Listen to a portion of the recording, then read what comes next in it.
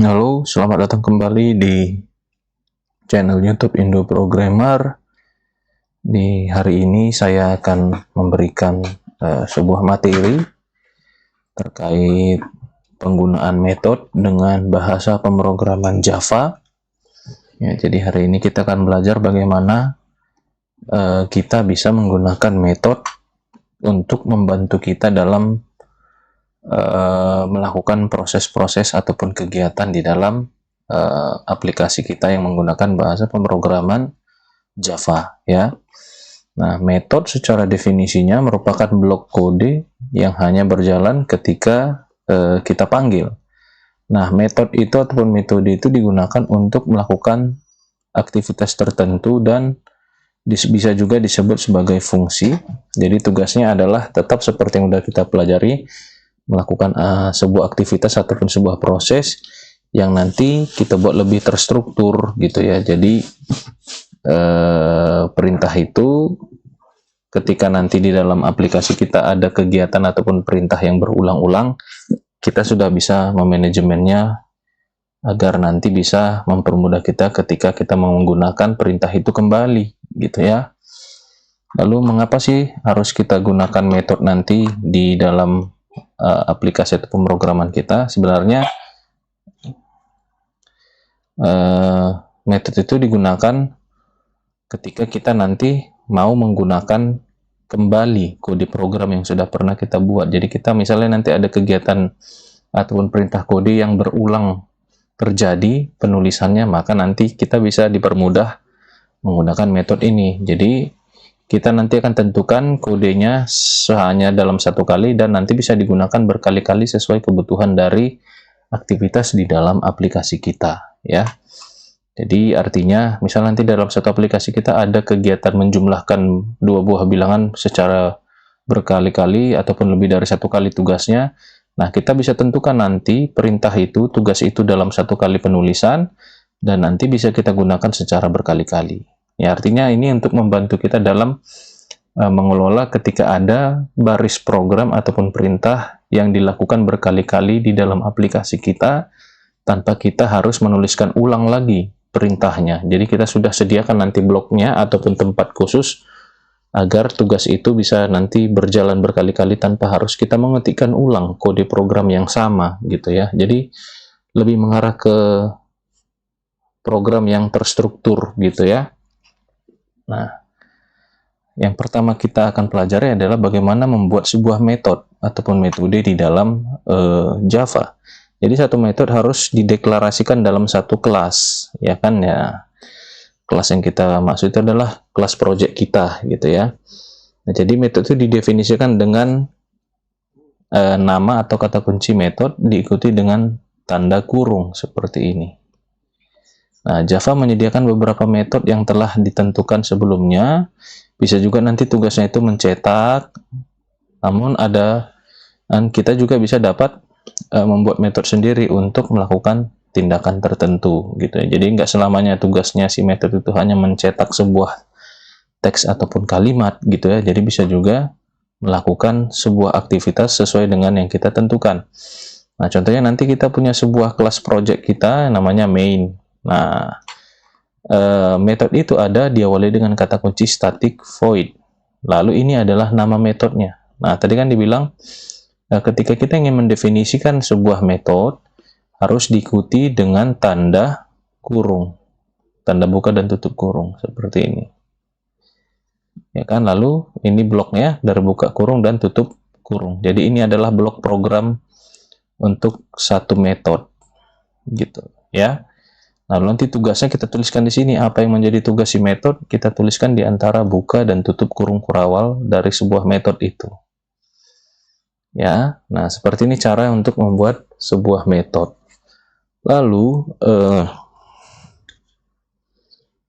ketika kita sudah membuat metode tadi dan kita mau coba memanggil metodenya, nah jadi untuk memanggil metode di Java kita harus tuliskan nama metode yang tadi sudah kita tentukan diikuti dengan dua tanda kurung sesuai tadi formatnya dan juga akhiri dengan perintah titik koma. Nah, dalam contoh kita akan buat nama metodenya my method Nah, digunakan untuk mencetak sebuah teks. Nah, contohnya seperti ini. Nama project saya adalah main, nanti ini sesuai dengan nama project kita ya. Lalu di sini ada sebuah metode, namanya myMethod, buka kurung tutup kurung. Nah, di sini kita tampilkan teks yang kita inginkan, contohnya seperti ini. Lalu kan ini adalah bagian program utama kita di public static void main. Jadi di sini adalah bagian program utama yang sering kita tuliskan program-program selama ini. Maka di dalam sinilah kita panggil metode yang tadi sudah kita definisikan di atas yang ini. Ya, maka di sini saya panggil myMethod. Jadi huruf besar kecilnya sesuaikan dengan yang ada di atas ini. Ya. Nah, myMethod buka kurung tutup kurung lalu beri titik koma. Maka nanti tugasnya ngapain? Tugasnya adalah menampilkan kalimat I just got execute gitu kan. Nah, jadi nanti akan muncul di halaman browser, di halaman aplikasi NetBeans kita. Misalnya saya coba ini, ya kan? Saya buka NetBeans. Nah, jadi saya buat project baru, new project, seperti biasa. Saya kasih nama projectnya metode 1, artinya metode belajar metode 1 gitu ya. Oke, lalu saya finish. Nah, di sini kan kita sudah punya public class kita, namanya kan sesuai nama project kita tadi, metode 1. Yang ini boleh dihapus, yang nggak perlu. Yang ini ya. Oke.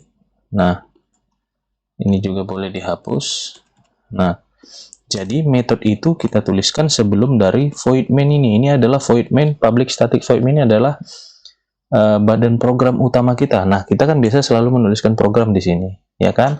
Nah, ketika nanti kita mau memiliki metode yang kita definisikan, kita tuliskan di atas atau sebelum void main kita, sebelum blok program utama kita. Maka di sini saya tuliskan aja static void. Nah, itu menyatakan ada sebuah metode, lalu tuliskan nama metodenya. Misalnya seperti tadi, myMethod. Gini kan? Lalu buka kurung, tutup kurung, buka kurung kurawal, tutup kurung kurawal. Nah, di tengah-tengahnya ini kita tuliskan apa yang menjadi tugas oleh si metode itu. Misalnya kita cetak aja sistem, ya kan, titik out, titik print ln, ya kan, misalnya selamat belajar metode. Ya, lalu ketika kita ingin menjalankan myMethod ini, kita tuliskan myMethod, buka kurung tutup kurung, titik koma. Nah, berarti kita sudah akan menjalankan myMethod. Nah, oke. Lalu kita run, sudah sukses. Nah, kita lihat hasilnya nanti di bawah ini. Maka kalimat itu sudah muncul sesuai dengan tugas kita di sini kan. Nah, artinya apakah tugasnya hanya sekedar menampilkan satu teks saja? Bisa berkali-kali sih. Misalnya sistem titik out, ada lagi, boleh. Misalnya kalimatnya Java gitu kan. Oke, lalu kita build ulang, lalu kita run. Nah, ini sudah muncul lagi. Jadi artinya tugas dari sebuah metode tidak hanya satu perintah, bisa banyak sesuai kebutuhan. Ya. Nah, jadi tinggal sesuaikan saja nanti kebutuhannya seperti apa.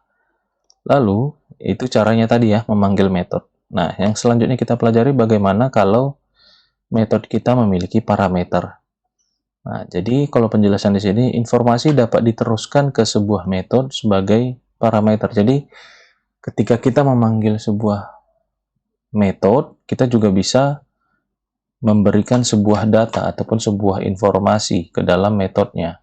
Nah, tempat menyimpan metodenya itu dinamakan sebuah parameter. Namanya adalah parameter. Tempat kita mengirimkan ataupun meneruskan sebuah informasi ataupun sebuah data.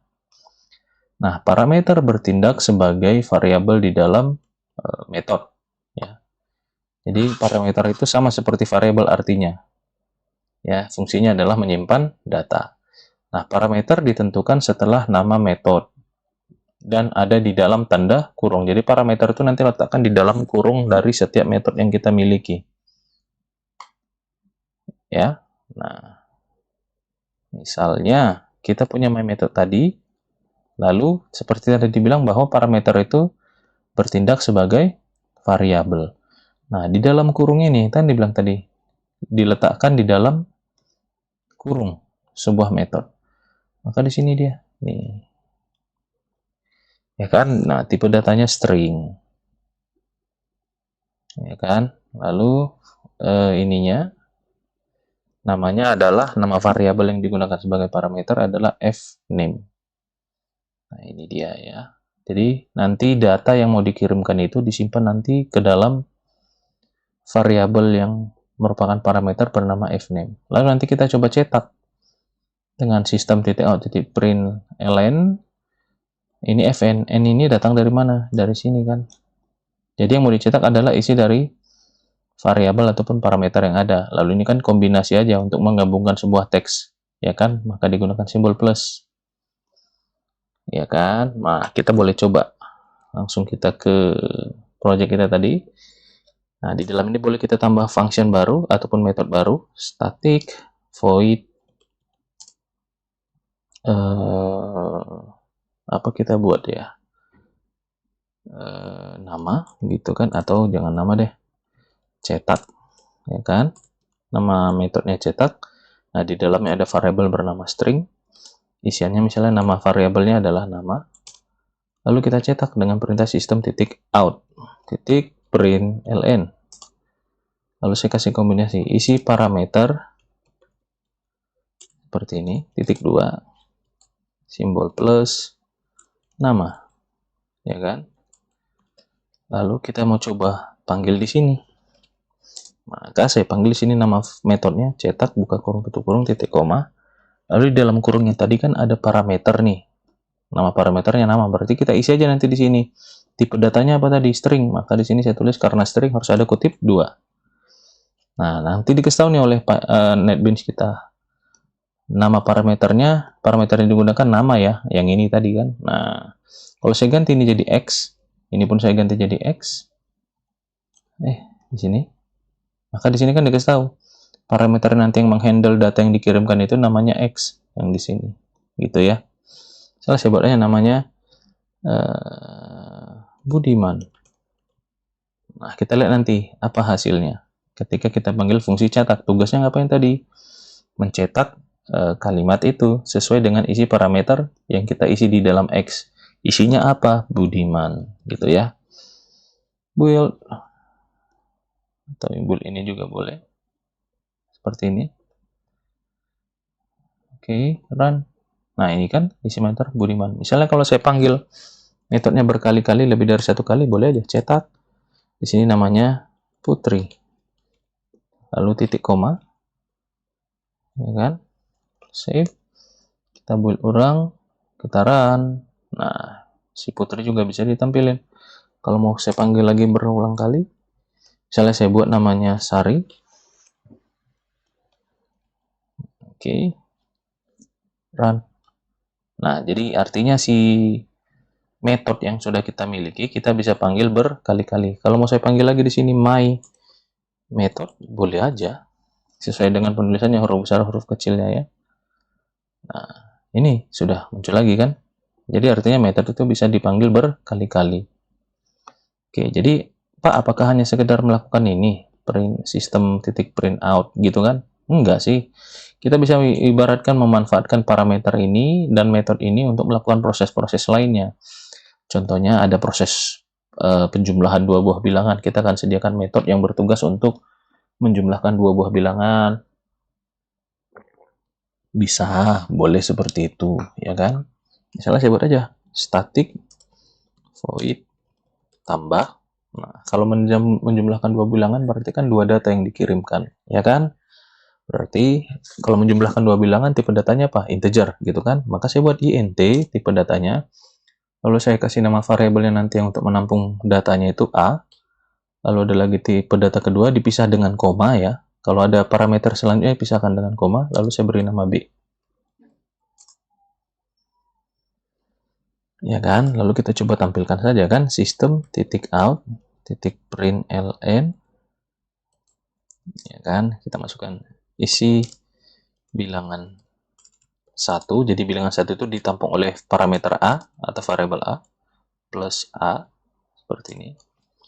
Lalu sistem titik out titik println diisi oleh, kita tampilkan isi bilangan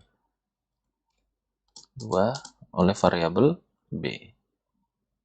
Ya kan? Lalu kita coba, saya buat variabel hasil sama dengan A ditambah B. Langsung aja gini. Lalu kita cetak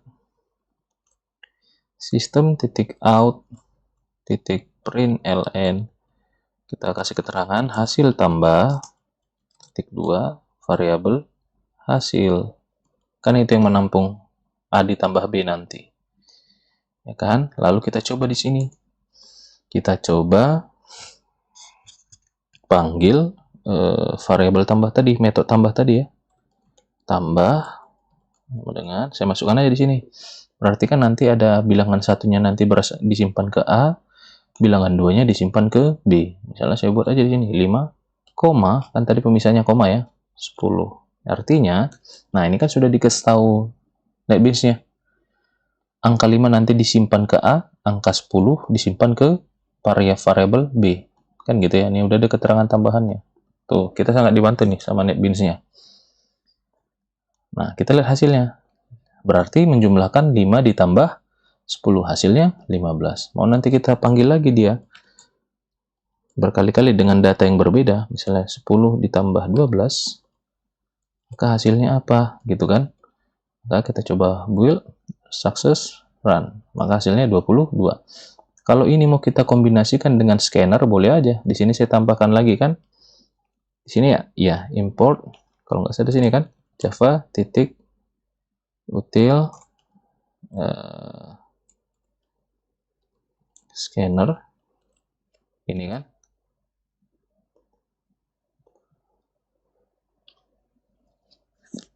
Di sini kah atau di, ya kita coba ya. Di sini saya buat scanner data sama dengan new scanner system in. Sepertinya di sini ya, di bawah sini ya.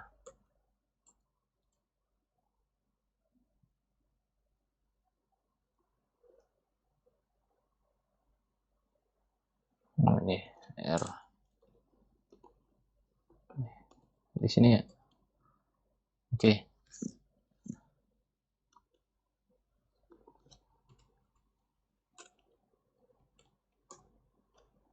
Oke. Ya, oke, baru kita coba nanti input di sini. Misalnya kita buat integer build 1 sama dengan data titik next int, ya kan? Integer build 2 data, oh kita buat keterangannya dulu di sini ya, inputannya sistem titik out titik print, masukkan bilangan 1, gitu kan? Lalu di sini next int, lalu kita cetak lagi sistem titik out titik print ln atau print gini, masukkan bilangan 2. Di sini titik next in seperti ini. Lalu kita tinggal panggil function untuk oh iya, sorry, salah tempat ya, salah tempat. Ini harusnya di luar. Oke, di sini harus kok di function sih saya buat di sini di program utama di atas ini seperti ini. Oh, ini hasilnya tadi tetap di sini ya.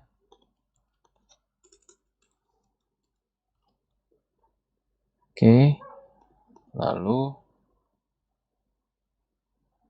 saya buat di sini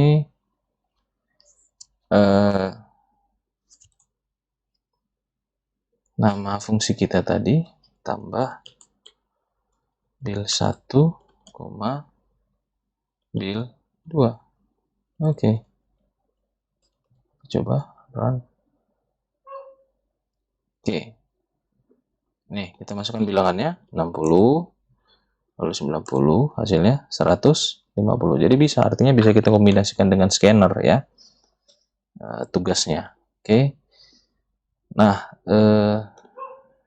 selanjutnya adalah bagaimana nanti kalau di function kita ada memiliki return value. Nah, kata kunci void yang digunakan menunjukkan bahwa metode tersebut tidak boleh mengembalikan nilai. Jadi itu fungsi void tadi. Tapi jika ingin metode itu mengembalikan nilainya, kita bisa gunakan tipe data seperti integer, char, ataupun yang lainnya, dan menggunakan kata kunci return. Jadi nanti misalnya sebuah function itu juga bisa bertugas untuk mengembalikan nilai dari tugas si function. Bisa kita gunakan kata kunci return seperti ini. Lalu di depannya ini bukan void lagi, melainkan tipe data yang akan kita return. Nah, kalau nanti yang mau di-return ataupun dikembalikan hasilnya dalam bentuk integer, maka di depan ini static integer. Tapi kalau yang di-return nanti dalam bentuk float, ya maka ini juga sesuaikan dengan float ataupun double ataupun string gitu kan. Jadi hasilnya nanti, hasil prosesnya dicontoh seperti ini. Kita punya method myMethod, isinya itu ada parameter x, dan dia method itu bertipe integer. Nanti tugasnya ngapain? 5 dikali isi parameter x, maka dikembalikan nanti 5 ditambah x gitu kan. Hasilnya nanti akan dikembalikan ke sini ya kan, hasil jumlahnya gitu ya. Misalnya kita coba langsung, misalnya saya buat untuk proses perkalian, berarti di sini static integer kali, misalnya perkalian dua buah bilangan bulat, misalnya saya buat namanya integer a dan integer b parameternya seperti ini. Oke, lalu langsung saja saya mau nanti hitung a dikali b. Boleh aja langsung gini, return a bintang b ya, a dikali b. Nah, seperti ini. Oke. Lalu ketika kita ingin memanggil si function yang memiliki atau metode yang memiliki return, maka di sini saya tinggal kombinasikan dengan perintah system.print.out gitu ya. System.out.print. Jadi dia nggak bisa langsung dipanggil aja nama fungsinya, karena si fungsi statik ini dia tugasnya hanya mengkalikan dan hasil kalinya itu dikembalikan ke sini untuk disimpan. Hasil kali A ditambah B akan disimpan ke dalam nama metodenya tadi. Jadi nggak ada proses menampilkan. Di sini kan sebelumnya ada proses menampilkan kan. Ya.